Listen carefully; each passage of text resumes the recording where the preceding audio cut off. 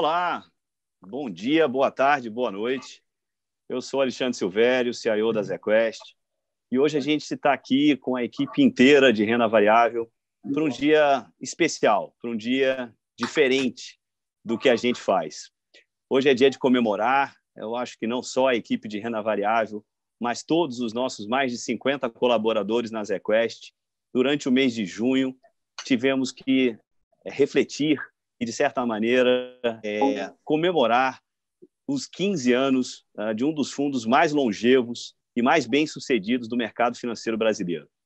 O AZQuest Ações FICFIA, o primeiro fundo de ações na história da ZQuest, que iniciou lá já no longínquo ano de 2005, e que, ao longo desses 15 anos, enfrentou momentos econômicos difíceis, crises, momentos de mercado de euforia, mas o mais importante, num trabalho em equipe, num trabalho dentro de um processo de investimento extremamente disciplinado, conseguimos navegar através de várias pessoas. Então, essa colaboração é uma colaboração de um grupo muito grande de profissionais que fizeram a história desse fundo, mas estamos aqui hoje com a atual equipe de renda variável, cada um dos analistas, dos gestores e dos nossos operadores que fazem parte da equipe e que fazem o fundo para os nossos clientes dentro do nosso dia a dia na ZQuest.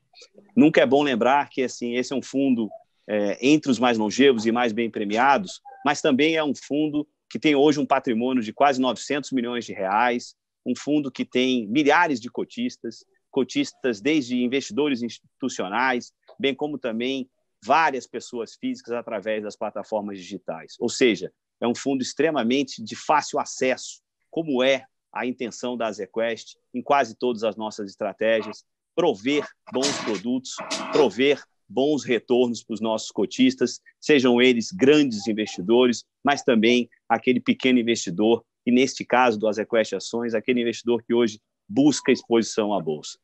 Bom, eu queria então iniciar essa nossa conversa, essa nossa live, falando um pouco para cada um de vocês. É um prazer muito grande para a gente. E vou passar agora a apresentar cada um dos membros da nossa equipe, começando pelo nosso cogestor responsável por esse fundo, Eduardo Carlier, um profissional que está comigo há bastante tempo. Edu.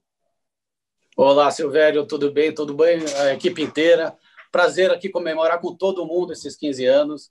É uma história de vitória feita com várias faces aí, para comemorar o processo de investimento, para comemorar a equipe da Quest como um todo, como você falou, sempre ressaltando as vantagens competitivas, o que a gente tem de bom, o fato de a gente ser uma casa multi-estratégia, de como a gente consegue ver as coisas de uma forma complementar entre todas as expertises de todas as áreas.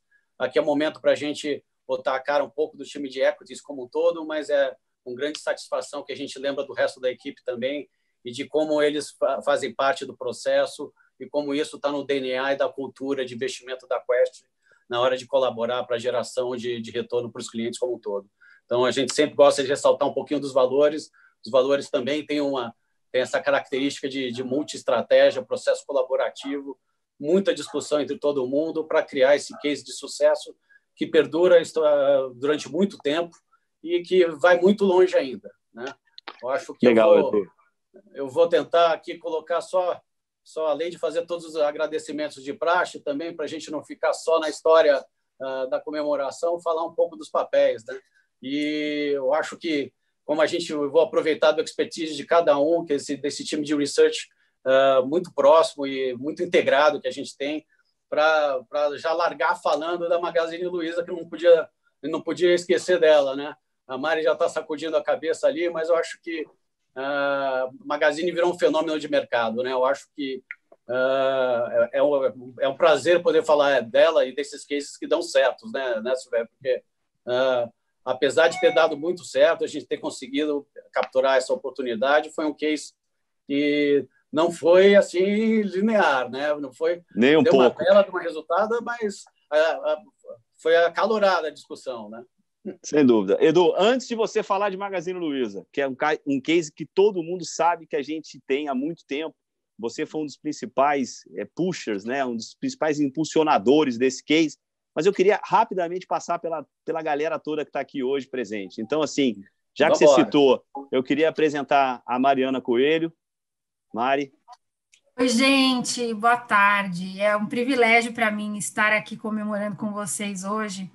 E eu tenho o privilégio de conviver com esse time aqui da Quest desde 2013, quando eu entrei na empresa, inicialmente para cobrir o setor elétrico, e pouco tempo depois eu assumi também o setor de varejo, né, na análise, e estamos aí, cobrindo esses dois Magazine setores. Luiza você conhece bem, né, Mari? Também, que nem o Sem Edu, dúvida, estamos o tempo todo acompanhando esse case aí de grande sucesso para nós também, né? Sem dúvida.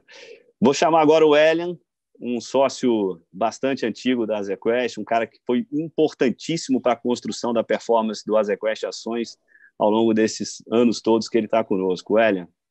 Boa tarde, Silvério. Bom, fico muito feliz aí de poder fazer parte dessa história, de ter contribuído um pouquinho ao longo do tempo, né? E também, ao mesmo tempo, eu pude crescer profissionalmente e pessoalmente junto com o fundo. Eu faço análise e cogestão de alguns fundos junto com você, principalmente do Small Caps e do Long Bias. Bacana, Elian. Vou chamar também um cogestor de longa data, de longa experiência na Azequest, Rodrigo. Boa tarde, Silvério. Boa tarde a todos. Prazer estar aqui com vocês, nossos sócios comemorando aí os 15 anos do Quest Ações. Eu estou na Quest já desde 2007, sou sócio, cogestor dos mandatos long e short e também ajudo na parte de trader de renda variável. Antes de passar para os analistas, eu queria chamar uma pessoa sem a qual o nosso trabalho no dia a dia ia ficar muito mais difícil. Daniela Pinter, nossa ponta firme, aqui resolve todos os problemas dos nossos gestores e analistas na mesa. Obrigada, Silvério. Bom, estou muito feliz de fazer parte dessa história, de estar comemorando esses 15 anos. Eu estou na Quest desde 2013, eu entrei junto com a Mari, praticamente. Sou ponta de mesa e faço aluguel de ações na Quest, ajudando todo mundo aí no que é preciso. Obrigado, Dani. Vamos passar agora para o time de análise. Eu vou começar pelo Bruno, que é multitarefas, na verdade, do nosso time, né? Além de analista, ele também colabora com o Melo ali na parte de trading e tudo mais. Brunão. Boa tarde. Bom, não é todo dia que um fundo de ações faz 15 anos, né? Então, eu só estou há 5 anos na Quest, muito feliz de fazer parte dessa equipe. E como o Silvério bem falou, divido com ela as funções de trading e cubro os setores de telecom e de tecnologia e de industrials, né? O setor industrial. Obrigado, valeu, Silvério. Brunão. Vamos agora passar para um setor que já foi, talvez, o setor de maior relevância dentro da Bolsa Brasileira. Nesses 15 anos de Azequest Ações, eu diria que, em vários momentos, o setor de commodities foi um setor que teve uma importantíssima contribuição para o nosso fundo. Vou passar a palavra aí para o Caio. Caião. Boa tarde, pessoal. Para mim, assim, posso dizer que é um prazer. Eu estou aí há mais ou menos 2 anos trabalhando junto com a equipe, assim, mas eu sinto que eu estou há muito mais tempo. Assim, eu fui já recebido de braços abertos e logo nos primeiros meses assim já me senti em casa. Para mim é um prazer fazer parte dessa equipe. Tenho aí 15 anos de mercado focado em Equity Research e, como eu falei, 2 anos mais ou menos na Quest, que parece já muito mais. Estou muito feliz de fazer parte dessa história. Eu sou responsável, como o Silvério falou, do setor de commodities, né? Então, olha aí toda a gama de steel and mining, pulp and paper, oil and gas, petroquímicos, e também olho parte aí do setor de food and beverage. Então, olha também a parte de proteínas, Ambev e por aí vai. Mas estou muito feliz de estar aqui, pessoal. Bacana, Caião. Vamos agora para o grande Marcelo Millman, um dos mais premiados analistas do Sell-Side e que já está conosco há bastante tempo. Millman.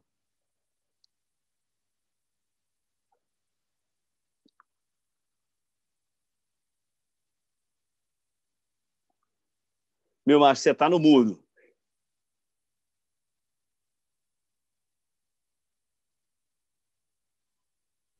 Pronto, desculpa. Agora, bom, garoto. Você ficou até emocionado quando eu falei que você era um dos mais exato, premiados. Foi isso, né?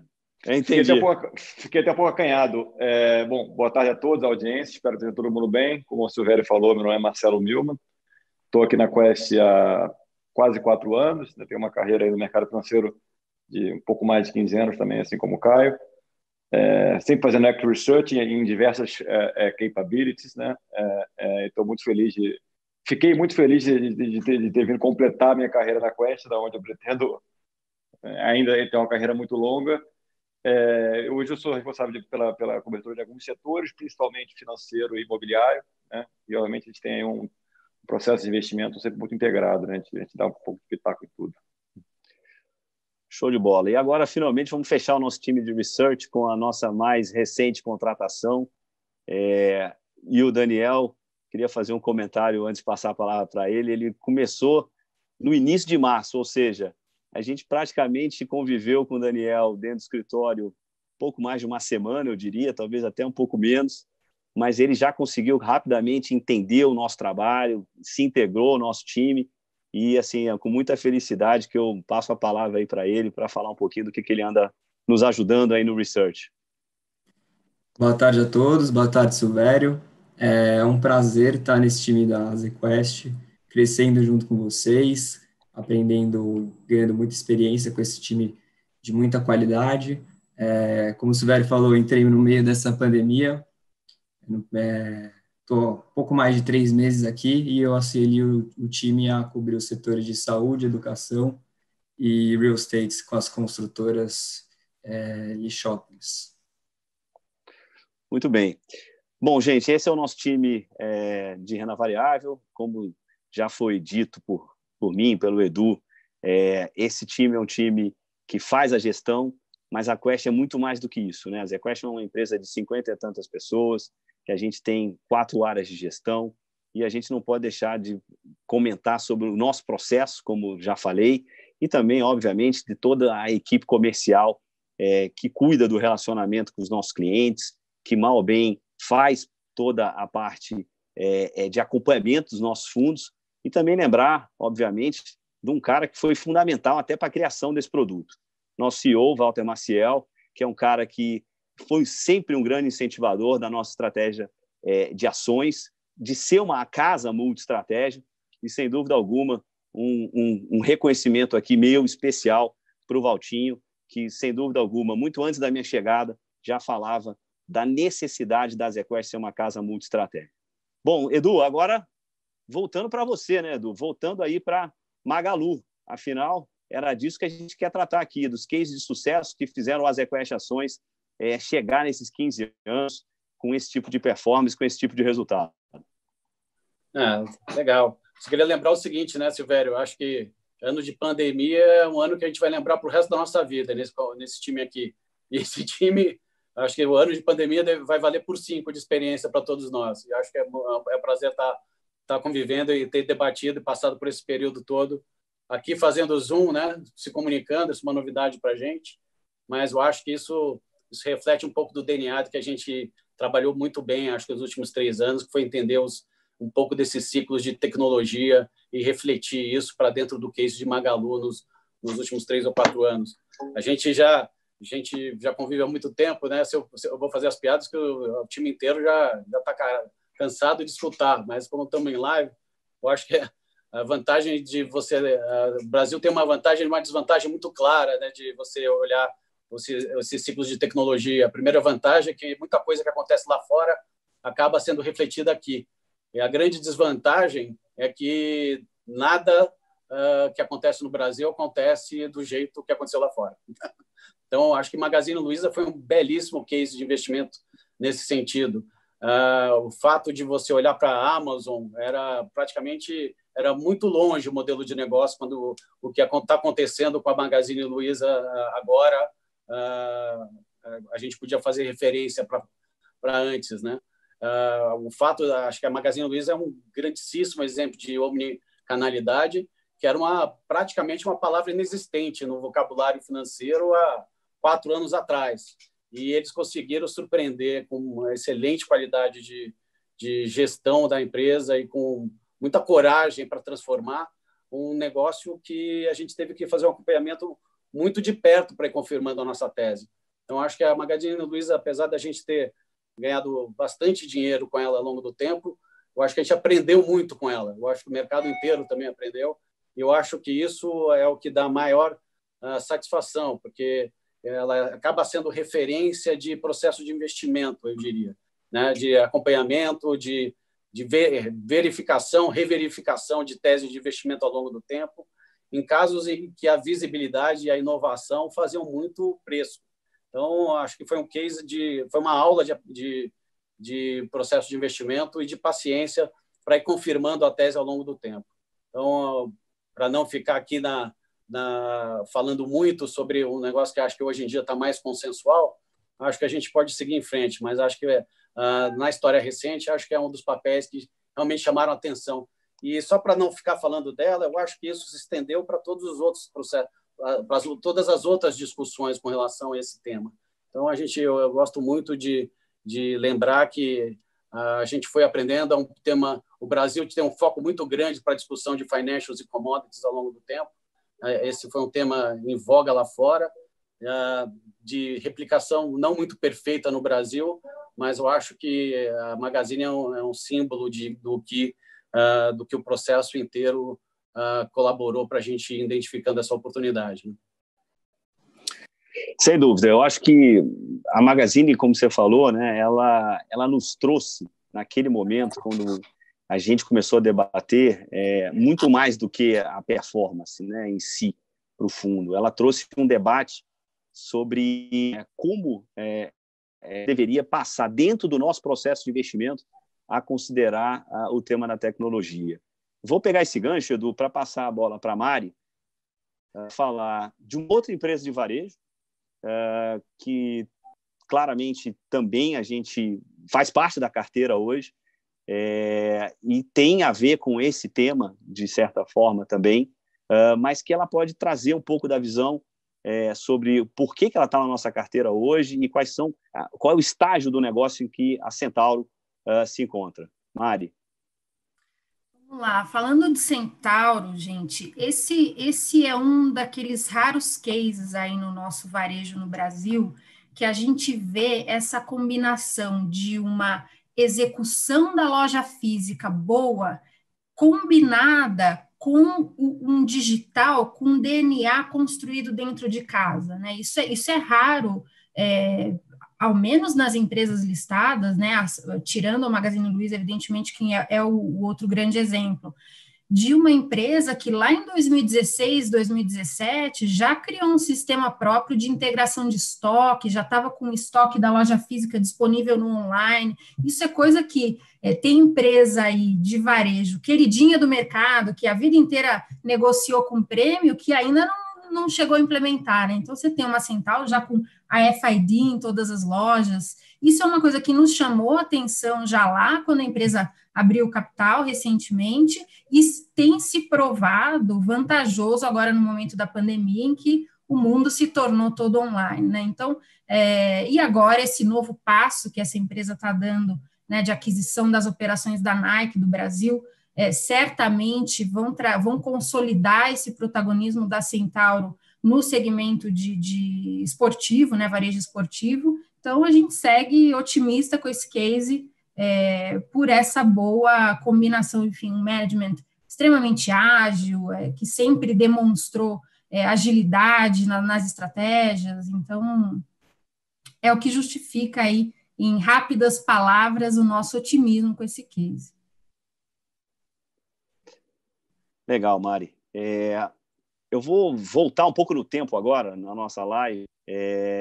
Vou sair um pouco do varejo e vou chamar o William para contar um caso de investimento que a gente teve há bastante tempo atrás, na verdade, e rendendo também um pouco de homenagem aqui ao meu sócio William, que foi, sem dúvida alguma, um analista que gerou bastante ideias de investimento para todos os fundos da casa, para os fundos long short, para o fundo que ele é o co-gestor no Small Mid Caps e o Top Long Bias, mas também por ações, né, William? E eu queria que você contasse para todo mundo que está nos assistindo um pouco de como a gente decidiu e como é que a gente acompanhou o caso de Embraer, que hoje é uma empresa que está distinta da época em que a gente fez esse investimento para os nossos fundos de renda variável, mas você que foi o grande responsável por esse call, eu queria que você descrevesse um pouco, até para ajudar na percepção de como é o nosso processo também na tomada de decisão micro de algumas empresas.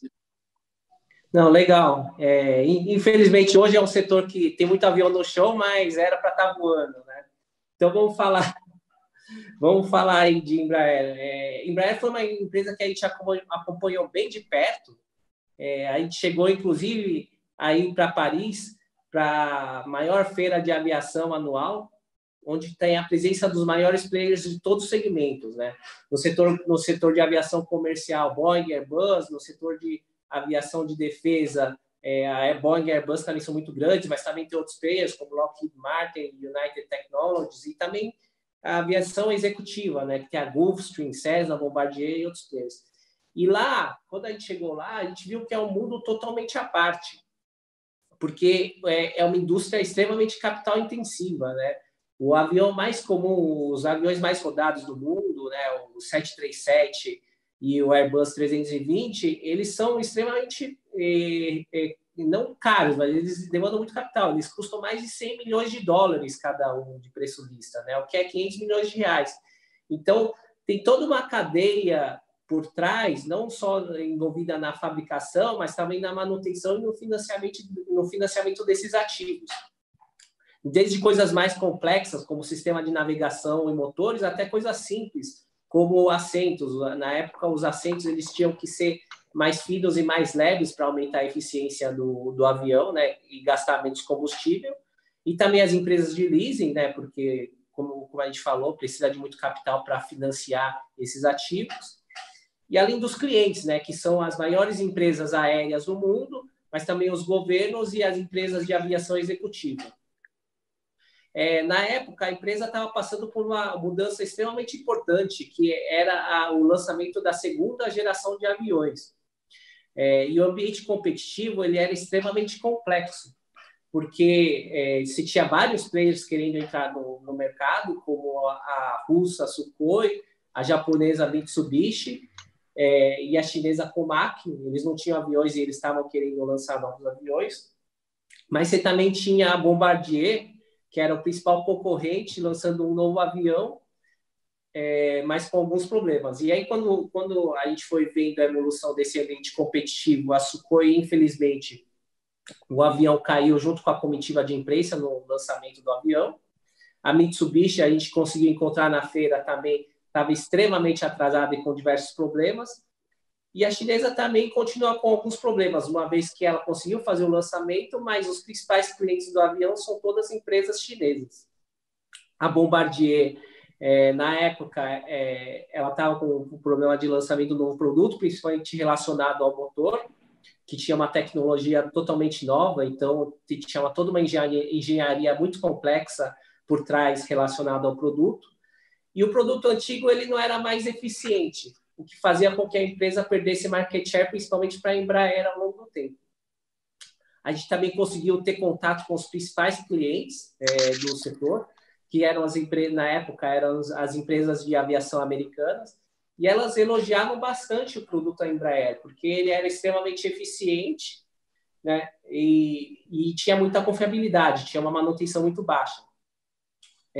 O principal problema que elas enxergavam na troca de um avião era a questão da comunalidade. Quando você tem um avião, você já tem todo um centro de manutenção e também treinamento de pilotos por trás. Então, quando você vai trocar, você tem que refazer tudo isso. Então, é extremamente complexa essa troca, o que fazia com que a gente tivesse muita confiança de que a Embraer estava na direção correta e ela tinha um grande potencial de valorização ao longo do tempo, que acabou se mostrando verdade com a posição que a gente conseguiu ter retorno. Né? Lembranças que eu tenho desse case, Wellen, é que a gente debateu muito, e isso também fica um pouco de lição para como a gente analisa as empresas que a gente investe, era da questão da assimetria, né? O quanto esse lançamento que a gente foi acompanhar, e você foi lá em loco, né, como você falou, poderia trazer e destravar valor para a companhia, e quanto aquilo não estava precificado no mercado naquele momento. Eu lembro que a gente teve um sucesso tremendo exatamente nesse ponto, né, nesse case. Em outros cases a gente tratou da mesma maneira, e a gente sempre leva isso muito em consideração. Mas esse é um case muito emblemático e que trouxe, sem dúvida alguma, um retorno muito favorável. Um outro case que obrigado, Ellen, eu queria trazer agora é um case brasileiro, um case da área de serviços financeiros, né, do setor bancário. É um setor que tem passado por uma série de transformações ao longo do tempo, e um case muito recente, de 2 anos para cá, que também foi de performance no ano passado, e nesse ano também, BTG Pactual. Então, Milman, você conhece como ninguém por dentro esse banco. O que você pode falar para quem está nos assistindo, o nosso case sobre BTG? Claro. Bom, não tive o prazer de ir para Paris também para pesquisar, né? Mas assim, é verdade. Acho que assim, não, mas assim, essa é uma história interessante. Né? É uma pessoa que a gente carrega há mais ou menos há um bom tempo, uns 3 anos, pessoa relevante do fundo, né? Acho que o BTG Pactual é o principal banco de investimento brasileiro, né? Um único listado em bolsa. A gente teve a oportunidade de comprar ele muito barato, porque era no momento que ainda tinha, assim, o banco ainda estava se recuperando daquela crise de confiança com as investigações e tal. E, além disso, por ele ser um banco com uma gama de negócios muito ampla, assim, muita gente tem dificuldade de entender o negócio e projetar corretamente. A gente, eu acho que a gente conseguiu, né, quer dizer, entender muito a geração de receita do banco, e pôde se posicionar, né? Quer dizer, ele é um banco que, na minha visão, se beneficia muito, e é um cenário que a gente apostou lá atrás e se confirmou, né? Que a gente chama de financial deepening, né? Quer dizer, que é obviamente possibilitado pela queda dos juros, né? Que de um lado faz com que os investidores acabem que tenham que procurar produtos mais complexos, tomar um pouco mais de risco em suas carteiras, e até as empresas também, quer dizer, elas podem ter acesso a outros tipos de instrumento de financiamento que com CDI altíssimo elas não tinham, né? E seja na área de banco de investimento mesmo, né, de mercado de capitais, seja na área de corretora, seja na área de crédito estruturado, agora com essa área de plataforma de investimentos, né, a própria área de asset management, de wealth management, que é a gestão de recursos, gestão de recursos para alta renda, né? Então, assim, o BTG se beneficia em diversas frentes desse cenário, que a gente continua apostando nele, né? E deu certo, assim. Então, eu lembro que a gente conseguiu comprar esse papel, começar a comprar ele muito perto de uma vez patrimônio, né? Ele hoje está 3 vezes, sendo que o patrimônio cresceu, né? Então, assim, a gente mais do que triplicou nesse investimento aí. Então, foi uma história bem legal. Sem dúvida. E eu acho que ainda tem bastante esse tema, né? Claro. Que, inclusive, afeta os nossos clientes, o nosso negócio. Ainda tem um longo caminho pela frente, e eu tenho certeza que o sistema financeiro, o mercado de capitais no Brasil como um todo, ainda vai se beneficiar muito, ainda vai crescer muito, e lógico, nós da ZQuest também, a gente quer participar disso cada vez mais. Obrigado, Milman. Vamos fechar agora aqui o nosso último case que a gente gostaria de apresentar. Na prática, é um case que tem a ver até com a história do fundo, né? Eu falei que esse é um setor, o setor de commodities como um todo é um setor que foi até mais relevante, sem dúvida, um dos setores mais importantes da Bolsa. E Vale fala muito também das ZQuest Ações, né? Porque a Vale é uma companhia que já passou esse período que o fundo existe por momentos de explosão de preço da commodities, pelo boom da China, depois por uma situação super complicada, como foi o que aconteceu no início do ano passado, com acidente, e hoje ela está numa nova fase e se aproveitando aí de um preço de minério bem alto. Caio, você podia explicar um pouquinho por que a gente carrega a Vale hoje na nossa carteira e por que você está tão empolgado ainda com o papel, mesmo ele estar aí perto da máxima recente? Boa, legal. Eu acho sempre legal quando a gente fala de commodities, né? Tem uma característica que eu sempre levanto, que é assim, né? Acho que eu sou o único analista da equipe que eu vou dormir à noite e eu posso acordar no dia seguinte com a principal variável do meu modelo tendo caído 20%, 30%, ou em alguns casos esse ano a gente viu o preço negativo, né? Que é o preço da commodity. Verdade.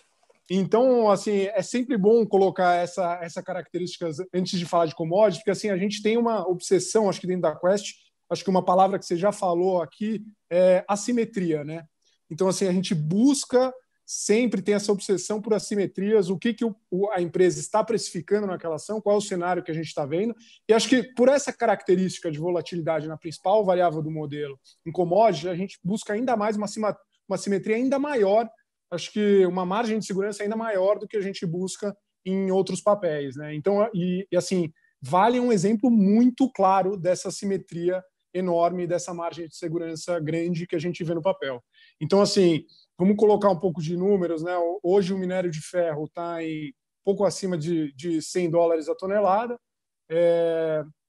e a gente está falando aí, se a gente colocar alguns números no valuation, a empresa tem um guidance de produção entre 310 e 340 milhões de toneladas. Eu considero no modelo um desconto de 10% no volume, então assim, o primeiro semestre foi fraco mesmo, eles tiveram alguns problemas ali no Sistema Norte, tiveram alguns problemas com Covid, então assim, eu ainda sou mais conservador, a empresa ainda bate na tecla de entregar o low do guidance, eu estou aqui considerando 10% abaixo, eu dou um desconto muito grande no preço do minério, então coloco um desconto aí de 20%, então caindo $20, batendo $80 o minério de ferro, que é um desconto sim, grande. Acho que já está meio que na cabeça do mercado que com a volta do volume da Vale esse preço deve diminuir, então já considero uma queda grande. E mesmo assim, eu vejo uma empresa tradando a 3,6 vezes EV/EBITDA. Para todo mundo ter uma ideia, o que foi o múltiplo histórico da companhia foi entre 5 e 6 vezes, né? Então, assim, num cenário já muito descontado, eu ainda vejo a empresa no múltiplo descontado com múltiplos históricos, né? Eu tenho um carrego até lá, que é uma geração de caixa de 2 dígitos, né? Um free cash flow yield, uma geração de caixa sobre o valor da empresa de quase 10%. O que eu vejo de catalisador ainda é a discussão dos dividendos. Então, acho que agora, com todo o trabalho que eles estão fazendo pós-Brumadinho, seja ambiental, social, depois de mais de um ano sem pagar retorno aos acionistas de dividendos, acho que pode ter um momento aí para voltar a falar de dividendos, e eu acho que isso vai atrair de novo o mercado para olhar para o papel. Acho que assim, muita pergunta que eu recebo, né, falo, pô, Caio, mas por que está tão barato? Né? Eu acho que tem 2 motivos. Um que eu já falei, que é a expectativa de uma queda do preço de minério, então, mas que, como eu disse, acho que já está amplamente assim dentro do preço. E o outro ponto, acho que é a questão do risco, né? Todo mundo pergunta, pô, mas e risco de acidente? Como que a empresa está se preparando? Eu acho que esse é um ponto importante da gente falar, porque a empresa está fazendo muita coisa do que a gente chama de um de-risking da companhia, né? Acho que foi algo realmente uma tragédia, é muito triste e realmente teve um impacto muito grande assim, social, ambiental, financeiro, mas assim, a empresa mudou e está fazendo muita coisa. Então, assim, vou dar alguns exemplos. Melhorando governança, né? Então, antes, para a informação do operário ali, da operação da mina, chegar até o conselho, você tinha uma camada muito grande entre gerente, diretoria, então, assim, você perdia assim, uma agilidade muito grande. Hoje em dia, eles criaram comitês independentes que conversam direto com o conselho. Então, assim, pô, tem algum risco ali, ele já aperta o botão, conversa direto com o conselho e qualquer tomada de ação pode ser feita na hora. Outro ponto, acho que é importante, investimentos extras em barragens de contenção, né? Então, além da barragem que é utilizada, que tem toda a discussão montante, ajudante, eles estão fazendo estruturas extras, então depois da barragem é como se fosse mais uma barragem, caso tenha um acidente na primeira, aquela segunda barragem de contenção consiga ter colocar uma segurança ainda maior. Uma margem de segurança maior. Exato. E o terceiro, que eu acho que assim pouca gente fala disso, mas para mim assim é um game changer no case, é a dependência de barragem da Vale, né? Então, se a gente pegar 2019 a Vale tinha mais ou menos 40% da produção dependente de barragem. A Vale, com o ramp-up do S11D, né, que é o Sistema Norte, que não utiliza barragem, é um processamento a seco, e com a nova tecnologia de dry stacking, que é basicamente um filtro ali onde você seca os resíduos e você não precisa de barragem, a gente vai estar falando de uma Vale daqui a 2, 3 anos, que em vez de 40% utilizando barragem, vai estar utilizando 14%. Então, assim, é algo que pouca gente fala e que a gente vai ver aos poucos. A gente não vai ver da noite para o dia, a gente vai ver em 6 meses, 1 ano, toda essa construção, mas, assim, existe um case ali de de-risking muito forte, que eu acho que é importante a gente falar, e acho que aos poucos isso vai ser incorporado no preço e no valuation do papel. Então, essa é um pouco a cabeça, assim, porque eu estou tão animado ainda, sem contar do óbvio, né, que a empresa tem low cost producer da fábrica para dentro, né, sem contar o frete, que os australianos estão mais perto da China. Ela tem a maior reserva de maior qualidade de minério do mundo, que é Carajás. Você só tem uma reserva com alta qualidade assim em Simandu, mas que não se provou economicamente viável. Então, assim, a Vale tem é realmente o best in class. Acho que tem alguns motivos por que está tão descontada, mas eu acho que esse de-risking aí, alguns catalisadores, como falei, dividendo, e o carrego até lá é muito bom, né? Então, eu sou bem animado com o case. Posso continuar falando aqui o tempo que for. O Caio é bom que, assim, como ele entende pra caramba do negócio, ele dá uma aula pra gente sempre, e toda a apresentação do Caio é sempre muito detalhada. Bom, gente, eu queria agradecer a cada um de vocês que fez parte dessa live hoje, ao meu time, a toda a AZQuest. Já citei algumas pessoas aqui, mas, sem dúvida alguma, a nossa tentativa foi, dentro do ambiente comemorativo dos nossos 15 anos, trazer para vocês um pouco também das caras, de quem realmente está por trás daquela cota mais fria, mas falar um pouco sobre o nosso processo. Eu gosto muito de reiterar isso, né? A soma dos nossos valores como equipe é muito maior do que os nossos valores individuais. Então, assim, o que eu tentei meio que, mostrar aqui para vocês é muito a cara da AZQuest. A AZQuest não é uma empresa monoestratégia de um único gestor, é uma empresa feita por todas as pessoas que estão lá, de todas as áreas. E com isso fica aqui o meu agradecimento final a cada um de vocês da nossa equipe de renda variável, a todos os nossos colaboradores, mas também, principalmente, a todos os nossos parceiros e clientes, que sem os quais e sem a confiança desses parceiros e clientes, a gente não teria conseguido chegar depois de 15 anos. Como o Bruno falou, é difícil ter um fundo de ações com 15 anos de histórico. Sem essa confiança, a gente não teria chegado aqui. Gostaria de agradecer muito e espero vê-los vocês em uma próxima oportunidade. Um grande abraço a todos. Vamos comemorar.